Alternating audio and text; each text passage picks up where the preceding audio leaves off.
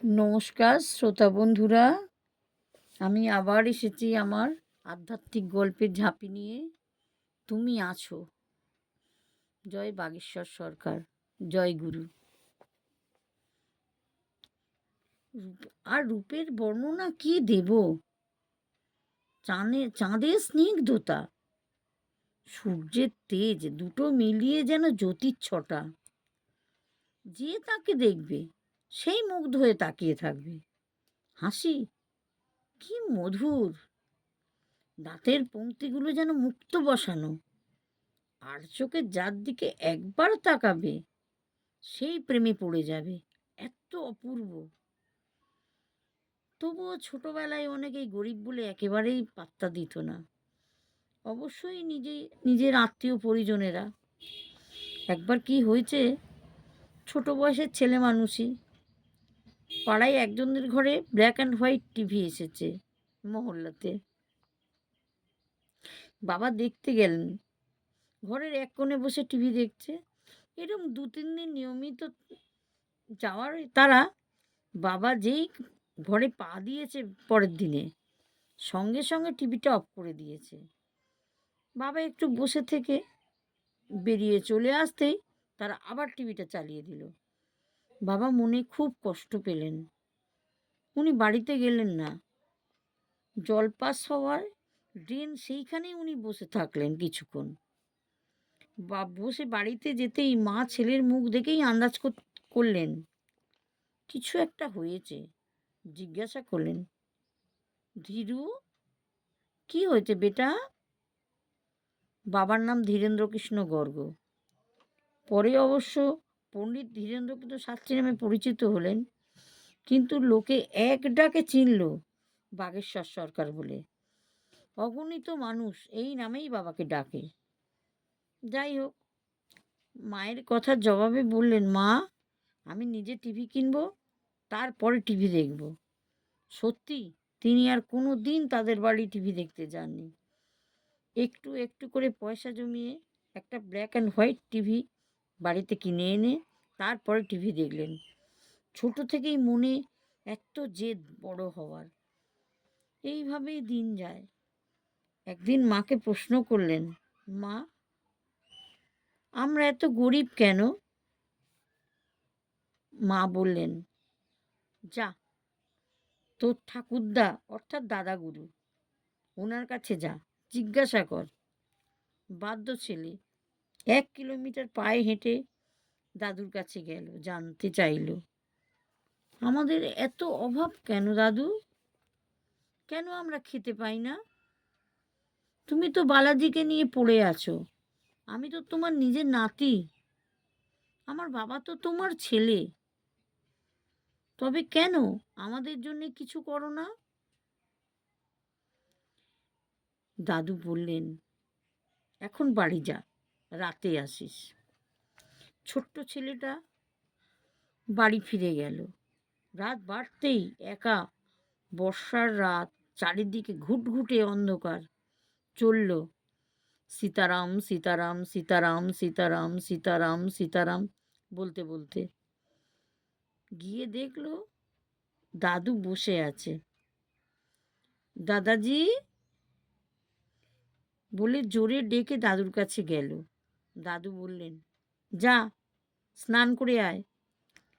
পাহাড়ি এলাকা, বর্ষার রাত, হাড় কাঁপানো ঠান্ডা। নাতি দাদুর কথা শুনে চলল স্নান করতে। একই পায়জামা, সেটা পরেই অনতি দূরে সরোবরে গিয়ে ডুব দিল। দাঁতে দাঁত ঠেকে যাচ্ছে, কাঁপতে কাঁপতে দাদুর সন্নিকটে গেল। দাদু হাত চেপে ধরলেন, মন্দিরের ভেতরে নিয়ে গেলেন। যা, যা চাইবার আছে চেয়ে নে, বাবা তোকে ঝুলি ভরে দেবে। তারপর কি হলো বাবা শুধু জানে। কিছুক্ষণ পরে বেরিয়ে এলো, দাদুর কাছে গেল। তিনি জানতে চাইলেন, কি কি বললি? নাতি বলল, একটা বিদ্যুৎ, অনেক আলো। যা, বাড়ি যা, সকালবেলা চলে আসিস। আসবো। ওই রাত্রিরে তিনি ভিজে পাজামা পরে বাড়ি ফিরলেন। পরের দিন সকালে একটা অদ্ভুত ঘটনা ঘটল। রাস্তা দিয়ে একজন লোক আসছে। বাবা তার নাম ঠিকানা সব মনে জেনে গেল, শুধু মুখে কিছু বলল না। লোকটাকে ওনার বাবা আবার নাম ধাম জিজ্ঞেস করতে তিনি যা বললেন, বাবা অবাক হয়ে গেলেন। এই নাম ঠিকানা সবই তো আমার মনে হয়েছে, আর পিতাজি প্রশ্ন করবে তাও মনে হয়েছে। এই শুরু হলো পথ চলা। নিয়মিত দাদুর কাছে গিয়ে পুজো পাঠ শিখতে রইলেন বাবা।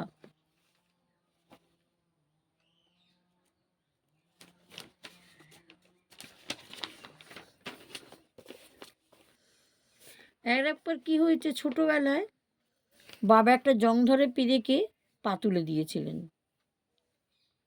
অনেক টেনে পেরেকটাকে বার করলেন, কিন্তু জং ধরা পেরেক তো, পায়ে ইনফেকশন হয়ে গেল। কিন্তু ডাক্তারখানায় কেউ নিয়ে গেল না। আস্তে আস্তে জিনিসটা খারাপের দিকে গেল। নিজে যন্ত্রণা সহ্য না করতে পেরে একটা বন্ধুকে সঙ্গে নিয়ে হাসপাতালে গেল। পা দেখে ডাক্তার গম্ভীর মুখে কয়েকটা টেস্ট লিখে দিলেন, বললেন ভর্তি থাকতে হবে। উনি বাড়িতে ফিরে দাদাজির কাছে বলতে গেল, আর পাটা দেখালেন। পা ফুলে ঢোল। দাদাজি কথা বলতে বলতে হঠাৎ উঠে একটা জলে ভেজা ভারী গামছা সেই ঘা পায়ের উপর সজোরে ছুঁড়ে মারলেন। মারতেই বাবা কুকিয়ে কেঁদে উঠলেন, বললেন দাদাজি আমাকে কাল হাসপাতালে ভর্তি করতে হবে, পায়ে জল লাগানো মানা, আর তুমি আমার এই ব্যথা পায়ে আঘাত করলে। কাঁদতে কাঁদতে তারপরে খুব কষ্টে বন্ধুর সাহায্যে বাড়িতে ফিরলেন। কিন্তু পরের দিন সকালে উঠে অনুভব করেন পায়ে ব্যথাটা অনেক কম, কিন্তু ফোলাটা আছে। যাই হোক, পরের দিন হাসপাতালে গিয়ে সব রিপোর্ট করলেন। তারপর রিপোর্ট নিয়ে ডাক্তারবাবুকে দেখাতে গেলেন। ডাক্তারবাবু দেখে অবাক, এ কি করে সম্ভব। যাই হোক, কোনো ভর্তির ব্যাপার আর রইল না, কটা ট্যাবলেটেই কাজ হবে। বাড়িতে ফিরে মাকে বললেন, মা ডাক্তার আমাকে কাল ভর্তি করবে বলল, কিন্তু আমার রিপোর্ট দেখে কটা ট্যাবলেট দিয়ে ছেড়ে দিল। মা বললেন, এটা তোমার দাদাগুরুর দয়া, উনি তোমার রোগ হরণ করে নিয়েছে। যাও দাদাগুরুকে জানিয়ে এসো। কিছুদিন পরে দাদাগুরুর পায়ে সমস্যা হলো। উনি কাশিধামে গেলেন, ওখানে দেহ রাখেন। নাতির রোগ নিজে বহন করে নিলেন। এটাই আমাদের সনাতনী পরম্পরা। নমস্কার বন্ধুরা, যদি এই সত্য গল্প বাগেশ্বর ধামের যদি ভালো লেগে থাকে, সাবস্ক্রাইব করে দেবেন আর বেল আইকনটি ক্লিক করে দেবেন। ধন্যবাদ।